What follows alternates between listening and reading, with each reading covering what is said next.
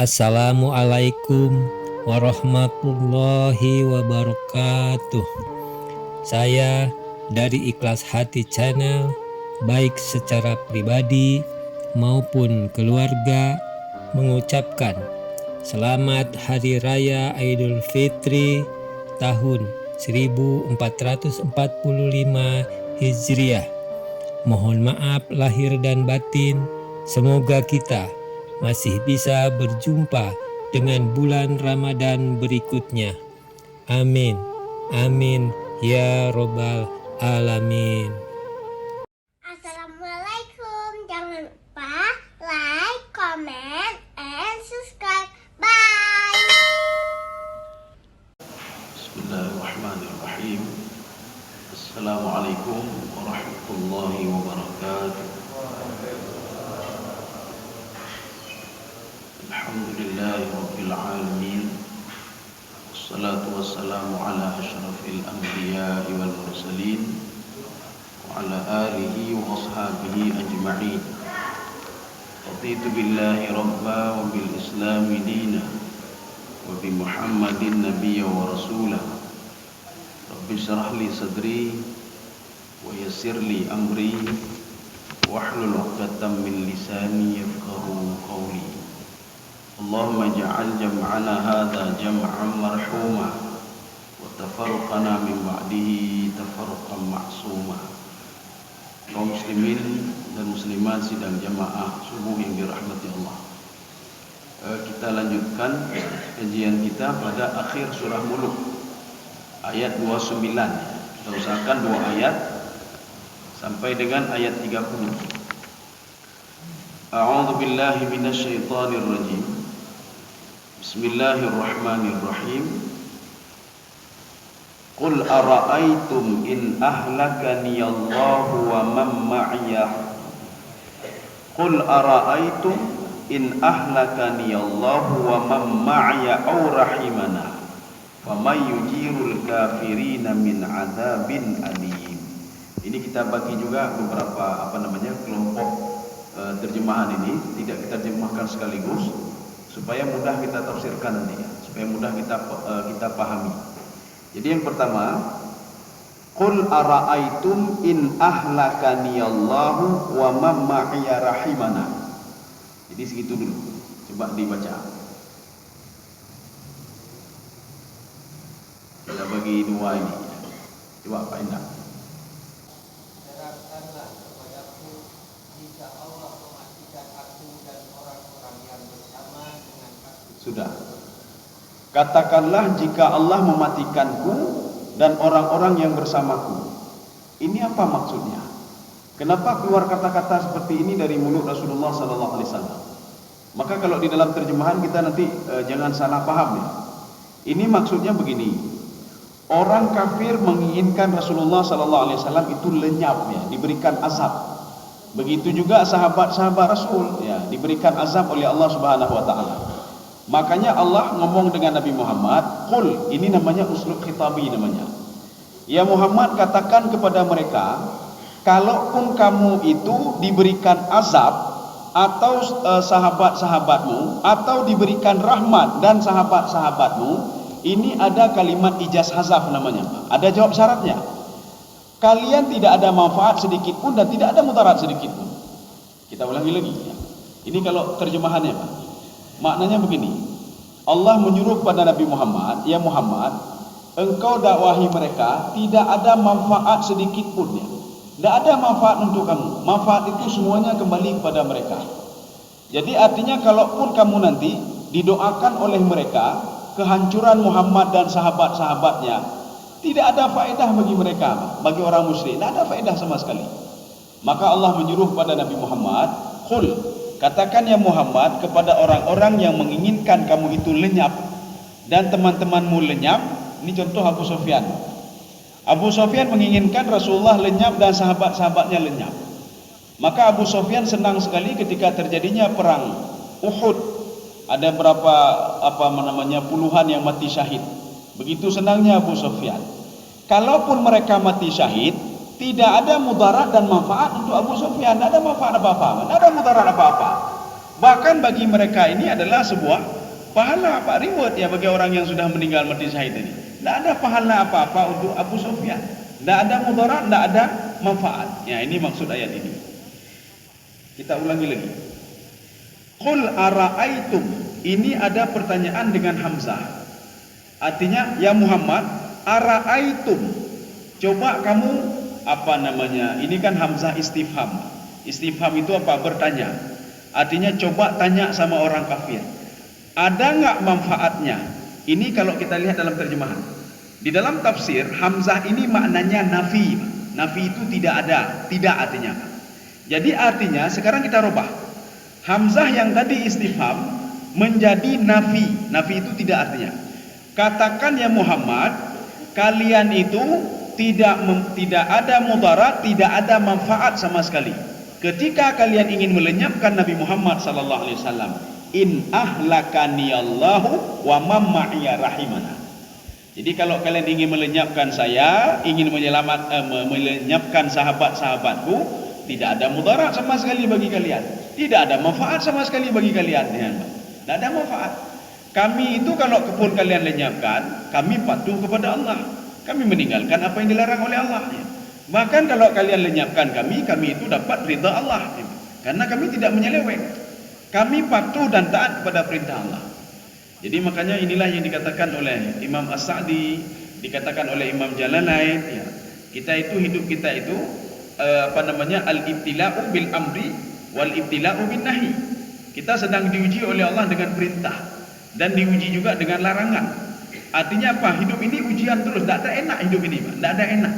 Tidak ada waktu untuk istirahat. Istirahat itu kapan? Ketika meninggal itu istirahat namanya. Maka hari-hari kita penuh dengan ujian.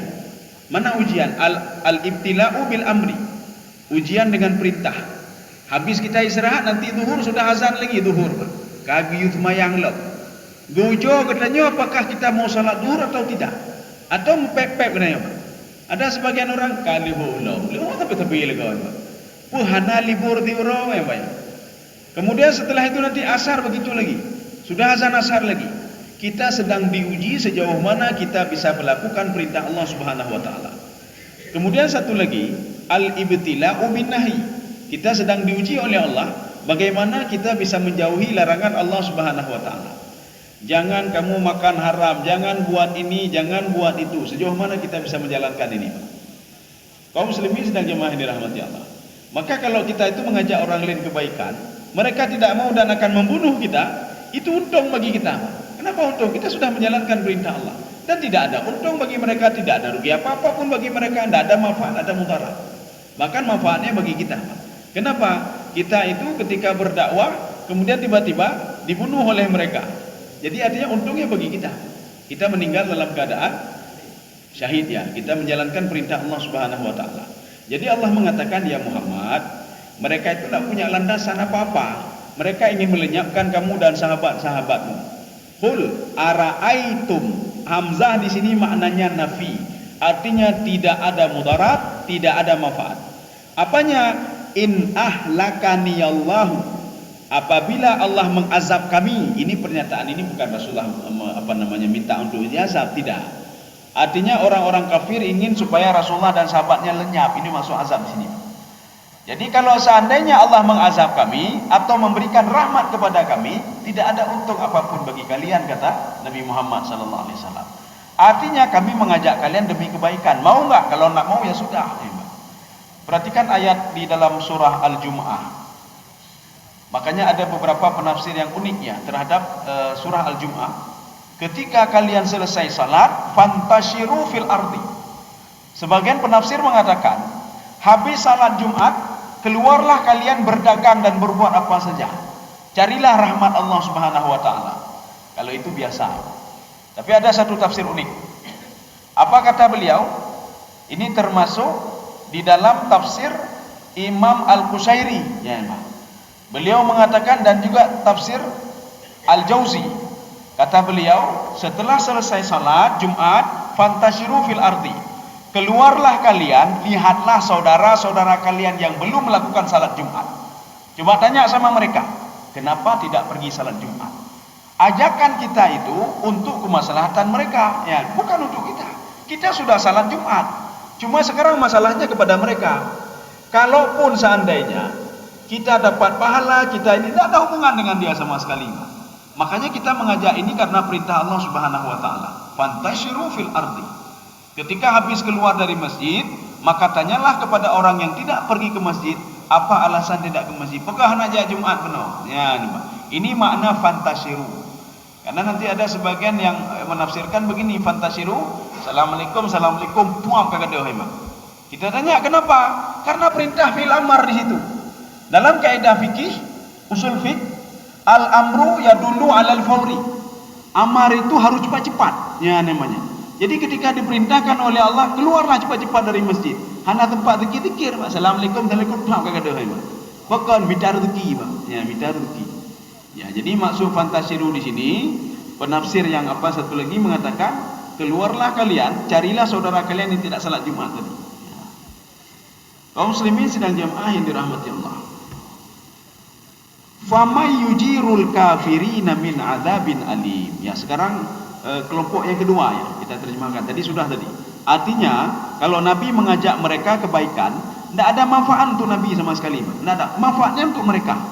Nabi menjalankan ini kenapa? Karena perintah Allah. Nabi disuruh oleh Allah, ajaklah mereka. Ud'u ila sabili rabbika bil hikmah. Ketika Nabi Musa AS mengajak Fir'aun, ibadah Nabi Musa tidak ada hubungan dengan Fir'aun. Tidak ada hubungan dengan Fir'aun. Kalau Fir'aun tak mau ya sudah. Yang mudarat Fir'aun, yang manfaat juga Fir'aun ya. Tidak ada manfaat pada Nabi Musa AS. Kalau Fir'aun tidak mau, mudarat Nabi Musa, tidak ada mudarat Nabi Musa. Yang jelas Nabi Musa sudah menjalankan perintah Allah. Sekarang masalahnya yang mudarat itu, famay yujirul kafirina min adzabin alim. Itu ada tanda tanya di situ, Pak. Ya, coba diterjemahkan, Pak. Maka kami akan masuk surga, tetapi siapakah yang dapat melindungi orang-orang yang kafir dari siksa yang pedih? Tadi terpotong tuh, Pak. Yang masuk surga itu sudah apa namanya? Ini terjemahan ya. Terjemahan artinya rahmat itu diterjemahkan surga, masuk surga. Padahal begini, kalau kami diazab, ini kata Nabi ya, kalau kami diazab atau kami diberi rahmat, kalian tidak ada untungnya. Yang untung itu kami, kata Rasulullah. Sudah, ini satu. Kemudian kedua, fama yujirul kafirin, siapa yang bisa menyelamatkan orang kafir dari azab Allah? Itu yang kalian tanya, kata Nabi ya. Jangan kalian sibuk mengurusi saya dan sahabat-sahabat saya. Sekarang kalian urusi diri kalian sendiri. Fama yujirul kafirina min adzabin alim. Kalau nanti kalian itu dimasukkan ke dalam neraka, siapa yang menolong kalian? Kalimat yujir, kita biasa habis salat, Allahumma ajirni minan nar. Yang kenyang makna ajirni, Pak. Allahumma ajirni minan nar. Seperti ada batu di dalam neraka itu, waquduhan nas wal hijarah. Jadi isi neraka itu manusia dan batu. Ketika turun ayat itu, rupanya batu-batu menangis semua, Pak. Dia menangis. Ketika ditanya oleh Nabi, kenapa menangis? Apa kata batu itu? Neraka itu isinya manusia dan batu. Kamu hana salah, bukan nama neraka kamu. Manusia lah salah manusia itu. Wajar dia dibakar. Tapi apa salah kami? Akhirnya batu itu berdoa, Allahumma ajirni minan nar, Allahumma ajirni minan nar. Ketika itu batu itu dikabulkan doanya oleh Allah. Dan dia senang sekali. Ya, batu itu senang sekali. Tapi tidak dijelaskan secara rinci. Ya, Pak. Tidak dijelaskan secara rinci lagi. Itu apakah batu itu saja atau semua batu? Tapi kalau semua batu tidak mungkin. Karena Allah sudah mengatakan api neraka itu waquduhan nas wal hijarah. Bahan bakarnya dari manusia dan batu. Ya. Apakah memang batu yang sudah ada di sana atau ada batu-batu yang lain? Tetapi batu yang disebutkan tadi, ada batu yang menangis itu, akhirnya dikabulkan doa dia untuk tidak dibakar di neraka. Batu itu ya. Ini kalimat Allahumma ajirni minan nar. Makanya famay yujirul kafirin. Siapa yang bisa melamatkan kalian, kata Rasulullah sallallahu alaihi wasallam. Katakan kepada mereka, jangan pikirkan orang lain, pikirkan diri sendiri dulu. Ini sama seperti orang melihat aib orang lain, Pak. Lalu kalian aib kok. Jangan lihat aib orang lain dulu. Aib sendiri coba lihat dulu. Ya. Ini kita ada kedai, kita punya kios, Pak. Setiap hari kita ngecek kios orang lain. Ini tidak lengkap, ini tidak bagus, ini tidak bagus, susunan tidak bagus. Kios kita pencuri masuk dalam kios kita. Kita sibuk dengan kios orang lain. Kios orang lain kita ini enggak benar, tata letak enggak benar. Pencuri ya tingkat juga dia habis semua diambil oleh pencuri, Pak. Ya. Jadi orang tadi itu karena dikoreksi, oh terima kasih sudah mengoreksi saya, dia rubah semuanya. Yang beruntung dia, ya, Pak. Jadi artinya sekarang apa? Sebelum kita mengoreksi orang lain, koreksilah diri kita sendiri dulu. Ketika kita mengkafirkan orang lain, coba lihat diri kita sendiri dulu. Betapa kafir kok hana manfaat. Hana manfaat, ya, Pak. Ini seperti ini. Kan ada manfaat. Orang kafir mengatakan kepada Nabi Muhammad macam-macam dan mereka itu ingin menyiksa Nabi Muhammad sallallahu alaihi wasallam. Tidak ada guna bagi mereka. Bahkan dakwah pahala bagi orang beriman, Pak. Disiksa oleh orang kafir kan pahala bagi orang beriman, ya. Kaum muslimin sidang jamaah yang dirahmati Allah. Makanya keberadaan Yahudi, ada yang bertanya begini, kenapa Yahudi tidak dihancurkan saja oleh Allah? Pekan ada pancu mentang oleh nyane, Pak. Karena kan biangnya semuanya. Pekan hanya gepancu habis masalah. Betul habis masalah. Ketika habis masalah, orang enggak mau berjihad lagi. Ya, kenapa? Hana le orang pegang masalah. Ini seperti ketika Rasulullah berdoa waktu perang Uhud. Waktu itu Abu Sufyan menantang Rasulullah sallallahu alaihi wasallam. Dia tidak tahu kalau Rasulullah bersembunyi di bukit Uhud, di gua di bukit Uhud. Jadi bukit Uhud itu ada gua di situ. Rasulullah bersembunyi di situ. Ada yang mengatakan bersama Abu Bakar. Ada yang mengatakan Rasulullah, Abu Bakar dan malaikat Jibril. Ketika itu Abu Sufyan naik ke atas kuda dan dia itu menghunuskan pedangnya. Apa kata Abu Sufyan? Mana Muhammad? Apa juga hebat sekali kamu? Mana Tuhan kamu? Dengan suara yang lantang. Mana Abu Bakar? Katanya ditakuti dia. Mana Umar bin Khattab? Coba hadapi saya, kata Abu Sufyan. Ketika itu keluar Rasulullah dari gua dan berdoa. Apa kata Rasulullah? Allahumma ahliki Abu Sufyan. Hancurkan Abu Sufyan itu, ya Allah. Jadi Rasulullah menginginkan Abu Sufyan lenyap. Tiba-tiba turunlah surah Ali Imran. Laisa laka minal amri syai'un aw yatuba 'alaihim aw yu'adzibahum fa innahum zalimun. Bukan urusanmu ya Muhammad menghancurkan Abu Sufyan. Allah lebih tahu siapa yang harus dihancurkan. Makanya Abu Sufyan masih hidup dia. Kalau seandainya Abu Sufyan mati sesuai dengan doa Rasulullah, maka tidak ada lagi perang-perang selanjutnya. Kenapa tidak ada lagi perang? Itu otak perang itu di Abu Sufyan. Yang mengatur strategi perang Khandaq itu Abu Sufyan, Pak. Sehingga semua direkrut oleh Abu Sufyan menjadi 10.000 pasukan, 10.000 orang. Dari orang kafir ada di situ. Dari Yahudi ada juga. Kemudian dari orang Madinah ada juga. Dikumpulkan semua oleh Abu Sufyan. Dan perang-perang selanjutnya juga otaknya Abu Sufyan. Maka kalau Abu Sufyan tidak ada lagi, hanya perang. Tidak ada lagi rintangan Nabi. Tidak ada lagi rintangan untuk berdakwah. Jadi tidak ada guna lagi dakwah. Maka dihidupkan Abu Sufyan supaya orang lain bisa berdakwah juga. Ya, nampak. Dihidupkan Yahudi supaya bisa berdakwah. Ya, kaum muslimin sedang jemaah yang dirahmati Allah. Jadi jangan kita pikirkan ini sudah puluhan tahun kita berdoa untuk hancurkan Yahudi. Bukan hancur Yahudi lepas. Ya, nampak. Bukan hancur Yahudi. Makanya Allah mengatakan, ya Muhammad, itu bukan urusan kamu. Menghancurkan si fulan, bukan urusan kamu itu. Dan kamu bukan urusan kamu, kata Allah. Kamu memaksa seorang untuk masuk Islam, bukan urusan kamu itu. Fa innahum zalimun. Saya tahu mereka zalim. Artinya kalau mereka zalim, tinggal tunggu masanya saja. Pasti saya hancurkan sendiri. Tidak perlu doa kalian. Anda perlu doa kita nyoba. Allah sudah ini. Mana yang dihancurkan, mana yang tidak perlu dihancurkan. Seperti Fir'aun laknatullah. Ketika Nabi Musa tidak sanggup lagi berdakwah. Hailai berdakwah. Apa kata Nabi Musa? Ya Allah, Fir'aun itu tidak akan beriman hatta yaraul azabal alim. Sampai engkau perlihatkan azab yang pedih. Oh, tenang saja dulu Musa, tenang dulu. Kita kasih yang lain, kita buat yang lain, kita buat yang lain. Ada beberapa lagi yang di ujian untuk Fir'aun, bukan ujian sebenarnya. Artinya peringatannya bagi Fir'aun. Fa arsalna alaihim musail lupa saya ayatnya. Saya kirim mereka itu yang pertamanya lupa. Wal jarada wal qummala wad dafadi'a wad dama ayatim mufassalat. Ya.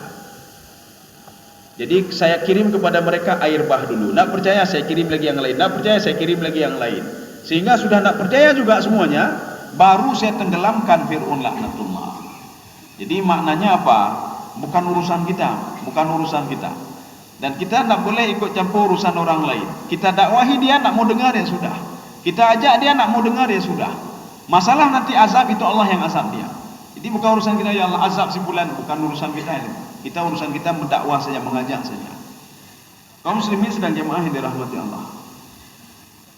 Fama yujirul kafirina min azabin alim. Ya. Ini pertanyaan ini itu nak perlu jawaban sebenarnya. Nak perlu jawaban. Maka ini namanya istifham khabari. Jadi kalimat tanya tetapi hanya memberitahukan saja, tidak perlu jawaban. Maka Allah mengatakan ini lil ingkar, artinya makna lil ingkar, orang kafir tidak ada yang bisa menolong mereka. Tidak ada yang bisa menolong mereka. Maka kesimpulannya kata Imam Sawi, sebab Allah itu mengazab seseorang itu gara-gara kekafiran dia. Kafir itu bisa apa? Bisa kufur nikmat. Maka orang kufur nikmat siap-siap untuk diazab oleh Allah. Orang kufur i'tiqad siap-siap untuk diberikan azab oleh Allah. Bukan ujian mereka, bukan ujian. Yang ujian bagi orang beriman. Memang bentuknya sama-sama diberikan musibah oleh Allah. Tapi orang-orang mukmin musibah itu adalah ujian. Orang kafir musibah itu adalah azab bagi mereka. Kita lanjut. Qul huwar rahmanu amanna bihi wa alaihi tawakkalna fasata'lamuna man huwa fi dhalalim mubin. Ini ada yang membaca juga fasaya'lamuna. Jadi bacaannya boleh dua, fasata'lamun atau fasaya'lamun. Sekarang kita bagi tiga nih Pak. Ya, kita bagi tiga. Yang pertama, qul huwar rahmanu amanna. Ya, coba dibaca. Katakanlah dialah Allah yang maha penyayang. Jadi maksudnya apa di sini, Pak? Qul huwar rahman. Yang menjadikan kalian, yang mengajak kalian kepada kebaikan itu adalah Allah Subhanahu wa taala. Kenapa diungkapkan Ar-Rahman? Kenapa tidak ada Ar-Rahim di sini, Pak? Qul huwar rahman. Katakan Muhammad kepada orang kafir itu, yang memberikan rezeki kepada mereka adalah Ar-Rahman. Yang menjaga mereka adalah Ar-Rahman. Yang mematikan mereka adalah Ar-Rahman. Kenapa Ar-Rahman? Kenapa tidak Ar-Rahim di sini, Pak? Kenapa ayat ini tidak Qul huwar rahim? Kenapa Qul huwar rahman? Ibnu Abbas dalam tafsir beliau, apa kata beliau? Ar-Rahmanu yadhummu kullu makhluqatillah. Jadi Ar-Rahman itu mencakup semua makhluk Allah Subhanahu wa taala. Makanya pemberian Allah itu tidak terbatas, bukan orang beriman saja. Orang kafir juga diberikan nikmat. Kenapa? Karena sifat Ar-Rahmannya Allah. Yahudi juga diberikan nikmat. Orang Nasrani diberikan nikmat juga. Semua diberikan nikmat dengan porsi yang sama. Cuma bedanya, ketika orang-orang kafir diberikan nikmat, ini adalah istidraj bagi mereka. Min haitsu la ya'lamun. Dan mereka tidak tahu kalau itu istidraj. Apa itu istidraj? Liyu'adzibahum biha fid dunya. Harta mereka, nikmat itu untuk mengazab mereka. Kecuali kata Allah, kalau mereka mau bertaubat, illa man taba wa amana wa amila salihan, kecuali dengan tiga syarat. Dengan tiga syarat, dia mau bertobat. Setelah bertobat, dia beriman. Dia yakin apa yang dilakukan itu adalah perbuatan dosa dan salah. Illa man taba wa amana wa amila salihan. Amila salihan bagaimana? Dia itu mewujudkan ketaatan dia dengan tubuhnya. Bagaimana caranya? Dia salat, dia beribadah, dia bersedekah dan lain sebagainya. Maka akan saya ampuni kata Allah, tapi dengan tiga syarat. Sebesar apapun dosa kita, lakukanlah tiga syarat ini. Atau sekecil apapun dosa kita, lakukanlah tiga syarat ini. Kita harus bertaubat. Arti bertaubat memang ada dosa-dosa kecil, Pak. Walaupun nanti roh terulang ya, Pak. Ya Allah, saya tidak buat lagi ya Allah. Dan saya yakin kalau ini adalah dosa. Wa amila salihan. Dan kita meninggalkan apa yang sudah kita lakukan tadi, Pak. Ini itu tiga. Tapi kalau pertama saya bertaubat ya Allah. Habis bertaubat hanya kebubut amal ibadah ya, Pak. Tidak ada amal ibadah. Ini sia-sia saja. Saya bertobat, saya tidak hanya kengkeli ke kau. Saya bertobat, saya tidak akan membuat ini lagi. Tapi kayaknya amal saya nggak beliau lakukan. Ya sama saja. Harus tiga-tiga. Oke ini. Qul huwar rahman. Katakanlah yang menciptakan kalian adalah Rahman, yang menghidupkan kalian Rahman, yang mematikan kalian Rahman, yang memberikan rezeki kepada kalian Ar-Rahman. Tetapi Ar-Rahim, kata Imam Ibnu Abbas, Rahim itu khusus bagi orang-orang yang patuh dan taat pada Allah Subhanahu wa taala. Di mana rahim itu? Ar-Rahmanu fid dunya war-Rahimu fil akhirah. Rahman itu di dunia. Maka ketika di dunia semua sama dalam porsi yang sama, mereka dapat nikmat Allah. Tetapi ketika di akhirat, maksud akhirat di sini, roh itu sudah berpisah dengan tubuh, itu sudah mulai akhirat. Ketika roh berpisah dengan tubuh, itu sudah akhirat. Ketika roh kembali ke tubuh, itu sudah akhirat lagi di padang mahsyar. Ketika dimasukkan ke dalam surga neraka, itu juga akhirat namanya. Jadi makanya Ar-Rahim ini hanya berlaku bagi orang-orang yang patuh dan taat kepada Allah, tetapi akan diberikan setelah roh berpisah dengan tubuh, atau roh kembali kepada tubuh, atau nanti dimasukkan ke dalam surga atau dimasukkan ke dalam neraka. Itu Ar-Rahim. Maka di sini sifatnya umum masih Ar-Rahman. Amanna bihi. Ya, jadi sekarang sudah ini yang pertama. Sekarang yang kedua, amanna bihi. Ini enggak apa-apa saya terjemahkan saja. Kami beriman dengan Allah Subhanahu wa taala. Ini ba ini adalah ba ilsak namanya, Pak. Ba ilsak bagaimana? Ilsak itu lengket ya. Kami beriman dalam kondisi apapun. Ya, ini artinya ba ilsak.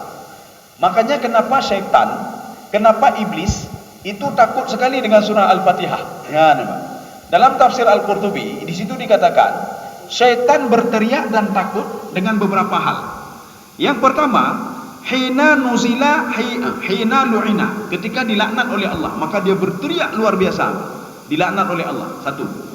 Yang kedua, hina nuzila suratul Fatihah, ketika diturunkan surah Fatihah, iblis berteriak dan takutnya luar biasa, karena surah Al-Fatihah itu mencakup seluruh isi Al-Quran. Dia takutnya luar biasa. Yang kedua, di situ ada ba di situ, Pak. Bismillahirrahmanirrahim. Ba itu ba ilsak. Dalam tafsir Al-Baydawi dikatakan ba ilsak au ba litabarruk, ba barakah. Makanya syaitan takut sekali kalau kita baca bismillah saja, kita baca apa? Dia takut sekali, Pak. Jangan baca yang lain, baca bismillah saja. Bismillahirrahmanirrahim. Takutnya luar biasa dia. Maka Rasul menyuruh kepada sahabatnya, ketika mau masuk waktu maghrib, apa kata Rasulullah kepada sahabatnya? Wahai sahabat-sahabatku, ajaklah anakmu masuk ke dalam rumah semuanya. Ya, masuk ke dalam rumah. Kunci pintu rumahmu dengan mengucapkan Bismillahirrahmanirrahim. Tutuplah bejana minumanmu dengan Bismillahirrahmanirrahim. Tutuplah makanan-makanan di rumahmu dengan Bismillahirrahmanirrahim. Kan heran sahabat, kok dengan Bismillah saja, ada apa sebenarnya? Syaitan kan bisa masuk kemana saja. Tetapi ketika kita mengucapkan Bismillah, dia takutnya luar biasa. Ke makanan begitu juga, Bismillahirrahmanirrahim. Tak masuk lagi dia. Nyo katanya makanan bergizi 4 sihat 5 sempurna, tapi tak kepru tapi imam. Tapi tak kepru. Yang pertama mungkin Bismillah nak takun, Pak. Yang kedua kamu lawak-lawak ngenjin namanya. Maka Allah ketika iblis berdialog dengan Allah, apa kata iblis? Ya Allah, tidak adil ya Allah. Enggak adil apanya, kata Allah. Engkau memberikan yang lebih untuk Adam, kami tidak ya Allah. Padahal kami sama-sama makhluk engkau. Di mananya tidak adil, kata Allah. Malaikat apa? Iblis mengatakan, engkau memberikan tempat tinggal bagi Adam, engkau berikan makanan bagi Adam, berikan minuman bagi Adam. Kami engkau berikan apa ya Allah? Apa kata Allah Subhanahu wa taala? Kalian sudah jelas tempat kalian di tempat yang ramai, keramaian, di situ tempat kalian. Maka dia sudah legal buat tinggal di tempat keramaian. Seperti di di pasar-pasar, di tempat yang ramai-ramai orangnya, Pak. Di situ kamu tinggal, di situ kamu, kata Allah Subhanahu wa taala. Baru senang deh, Pak. Kamu tinggal di tempat-tempat kotor, itu tempat kamu itu. Oh, makin senang iblis, Pak. Ya. Makanan kami apa ya Allah? Makanan kalian salah satunya adalah makanan yang dimakan oleh ibnu Adam yang tidak mengucapkan Bismillahirrahmanirrahim. Jadi makanya kalau kita tidak baca Bismillah, syaitan juga ikut makan bersama kita. Pertanyaannya, apakah syaitan bisa makan dan merasai makanan? Dijawab oleh Imam Al-Qatadah dalam tafsir beliau, Inna syaitana yadhuqu wa yat'am. Syaitan itu bisa merasai makanan kita, Pak, dan dia bisa kenyang dengan makanan kita. Beda bekebu. Makanya ada kita ini tacok piring gunung lagi yo. Lagi gunung gunte, Pak. Lagi gunung gunte bu. Engkut henapa hidup leh engkut. Engkau ke rubah mayu. Tapi makanannya banyak, tapi pijuk bena, Pak. Badan pijuk tepi-tepi, Pak. Makanannya segini, Pak. Tapi badan pijuk ni, Pak. Kemungkinan banyak, mungkin bismillah nak baca, ya, Pak. Datang yang don makanan cukup je, tapi hana dembun-dembun, nak baca bismillah. Oh hana, oh kamu betul lah, Pak. Berarti ini bagi ngenjin makanannya, Pak. Maka di dalam kitab tasawuf ya. Di situ ada dialog antara dua iblis.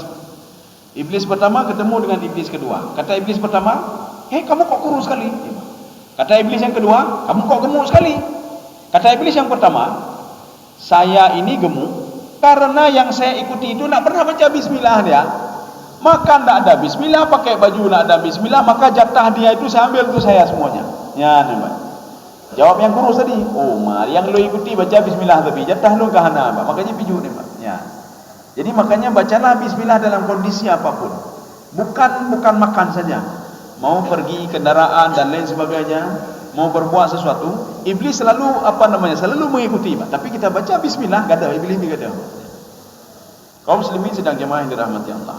Makanya Rasulullah SAW setiap pulang ke rumah itu selalu mengucapkan salam walaupun tidak ada orang. Ya, assalamualaikum. Pertama, bismillahirrahmanirrahim. Assalamualaikum. Kemudian Rasulullah baca qul huwallahu ahad, Allahu samad. Kemudian qul a'udzu birabbil falaq. Kemudian ada juga dalam sebuah ini dikatakan suruh baca salawat, Allahumma salli ala sayyidina Muhammad. Rupanya ketika mengucapkan salam itu didengar oleh iblis, Pak. Iblis lari semuanya. Kenapa? Ini bukan tempat kita ini. Karena Nabi mengatakan assalamualaikum, salam sejahtera bagi kalian, keselamatan bagi kalian. Iblis saya lari di situ. Iblis nanti balik lagi, kita ucapkan salam lagi, lari lagi dia, Pak. Ya. Walaupun tidak ada yang orang di rumah, walaupun hanya orang, Pak. Dan iblis pun tidak mungkin menjawabnya, Pak. Kalau dijawab oleh iblis, dia ada roda pelung, Pak. Assalamualaikum, waalaikumsalam, kata iblis, Pak. Ya roda pelung dia, Pak. Jadi artinya apa? Dia tidak menjawab salam, tapi dia ketika mendengar salam itu langsung lari, Pak. Iblung. Ya. Kalaupun ada jin muslim di rumah kita, tidak dilafadzkan salamnya, tidak lafadzkan. Kaum muslimin sedang jemaah yang dirahmati Allah. Sudah, berarti ini sudah kedua. Aman nabihi. Ini ba'ilsak namanya, Pak. Jadi ba'ilsak kita beriman bukan iman cilek-cilek. Kita bukan dengan mulut saja. Yang dimasukkan iman di situ adalah kata Syekh Asy-Syanqiti di dalam kitab beliau Al-Aqaid As-Salafiyah. Al-imanu at-tasdiq bil qalbi. Iman itu kita yakin dengan hati, Pak. Saya yakin nikmat rezeki diberikan oleh Allah. Saya yakin Allah yang mematikan, kita yakin. Kemudian kita lafadzkan dengan mulut kita. Jadi bukan dengan hati saja. Setelah lafadzkan dengan mulut, kerjakan dengan anggota tubuh. Itulah iman. Jadi bukan yakin saja. Nah, saya yakin puasa itu wajib. Yakin enggak ya, Pak? Tapi kan enggak puasa ya. Kita tanya lagi gimana dulu, yakin tak yang sembahyang wajib, sembahyangnya. Tapi hendak sembahyangnya. Dia yakin saja dan keluarkan dengan mulutnya saja. Tetapi beribadah dengan amal jawarinya tidak ada, ya, Pak. Ya sama saja, ya, Pak. Dan ada orang juga, ya, nyonya munafik aja. Dia beramal saleh, terus beramal saleh, tapi tidak yakin dengan hatinya. Ya, Pak. Ini lebih parah lagi. Kalau tadi dia yakin dengan hatinya, dengan mulutnya juga diungkapkan, tapi tidak berbuat. Ya, tidak berbuat. Tapi ada juga orang, dia berbuat terus, Pak, berbuat terus, tapi tidak yakin dia sama Allah. Ini namanya kufur ihsan namanya, Pak. Bagaimana kufur ihsan? Dia berbuat tapi tidak yakin akan diberikan reward oleh Allah. Dia berbuat maksiat tidak yakin akan diberikan sanksi oleh Allah. Dia salat tapi tidak yakin nih, Pak. Bahkan dia yakin. Lihat orang lain salat juga. Allah. Assalamualaikum. Belum ini. Katanya pukul sembahyang. Orang lain sembahyang ada sembahyang aja. Tanya orang Islam ya, Pak. Dia tak tahu dia, Pak. Kalau kita tanya ada dapat pahala, tak tahu siapa pahala ada doa pahala ya, Pak. Dia beribadah tapi tidak yakin kepada Allah. Ya. Dia bersedekah tapi tidak yakin apa yang sedekah dia itu. Yang penting sedekah saja. Walau dia tanya, pakai bayi takut, pakai sedekah. Alah kakak wajiban, dah bayi lagi gede hebat. Tak yakin apa? Padahal orang yang bersedekah, orang yang bayar zakat, tiga langsung yang dia dapat. Yang pertama sedekah itu atau zakat dia itu membersihkan hatinya. Maka orang menyona penyakit hati yang bela-bela sedekah. Bukan berarti harus banyak, tidak perlu banyak, Pak. Sedikit-sedikit juga sedekah namanya. Walaupun 1.000-2.000 rupiah, ya, Pak. 1.000 atau 2.000 rupiah itu membersihkan hati, Pak. Kemudian yang kedua, membersihkan harta, ya, Pak. Harta kita bersihkan dengan sedekah kita tadi itu. Yang ketiga, bonus kita doa dari orang yang kita sedekahkan. Jadi kita bersedekah pada orang yang berbuka puasa dan lain sebagainya, ibu doa orangnya. Walaupun hanya yang kejarah, Pak. Ya Allah, cukup jeroh punya, ya Allah. Belum dia buka puasa tiba-tiba karena makanan di sini, ya gagemel leganya, ya Allah. Kita dapat bonus lagi, Pak. Maka orang bersedekah itu tidak pernah rugi, Pak. Tiga langsung yang dia dapat. Ya. Kaum muslimin sedang jamaah yang dirahmati Allah. Sudah, ini berarti yang kedua. Sekarang yang ketiga. Wa alaihi tawakkalna. Ya, coba terjemahkan lagi, Pak. Kami beriman kepadanya Ya, sudah, itu yang kedua. Sekarang yang ketiga, dan kami kepadanya lah kami bertawakal. sudah. Kepadanya kami tawakal. Ada apa sebenarnya? Kita ambil tafsir Zamakhsyari. Apa kata Imam Zamakhsyari?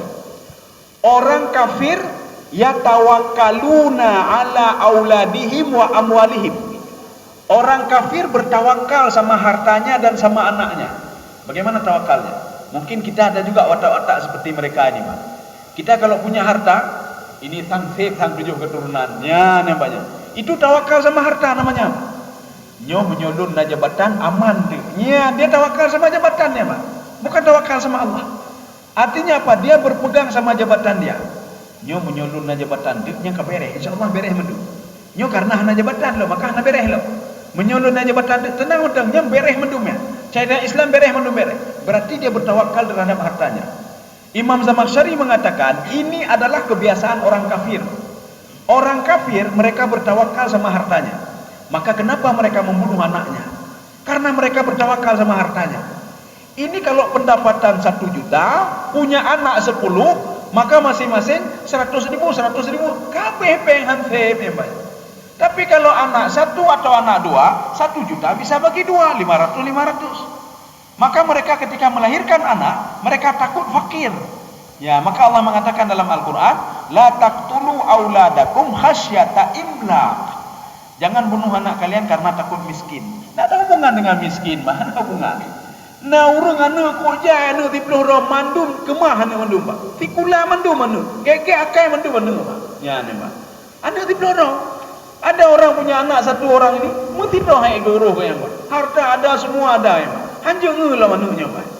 Jadi ada tidak ada hubungan apa-apa, Pak. Tidak ada hubungan dengan apa namanya kemiskinan ini, tidak ada hubungan apa-apa. Maka Allah mengatakan, saya nanti kalau kamu mati nanti kata Allah, saya tidak pernah bertanya rezeki anakmu, enggak saya tanya. Kamu punya anak 10, punya 20, enggak saya tanya. Kenapa kamu sedikit sekali kamu berikan rezeki kepada anak? Tidak. Nahnu narzuquk, saya berikan rezeki kepadamu. Dan tidak pernah saya tanya rezeki anakmu sama kamu. La nas'aluka rizqa, nahnu narzuquk. Saya tidak pernah tanya rezeki anakmu. Ya, jadi anak peleo, Pak, anak peleo. Ya, Pak. Ini maknanya tawakal. Jadi kita jangan bertawakal kepada harta dan anak. Sebagian begini, orang-orang kafir dulu, Pak. Enggak apa-apa, nanu luninan bereh, naurun dalam, ya, Pak. Nanu lun. Dia tawakal sama anaknya, ya, Pak. Ada anak saya, ya, Pak. Ini seperti Walid Al-Mughirah. Walid Al-Mughirah, dia kan orang pembangkang, ya, Pak. Dia mengolok-olok Nabi, mengolok-olok Allah, mengolok-olok Al-Quran. Apa kata Walid Al-Mughirah kepada pembesar-pembesar Quraisy? Siapa lebih baik saya dengan Muhammad? Saya punya harta, saya punya anak, ya, Pak. Harta saya bisa menolong saya, anak saya bisa menolong saya. Ini kata Walid Al-Mughirah.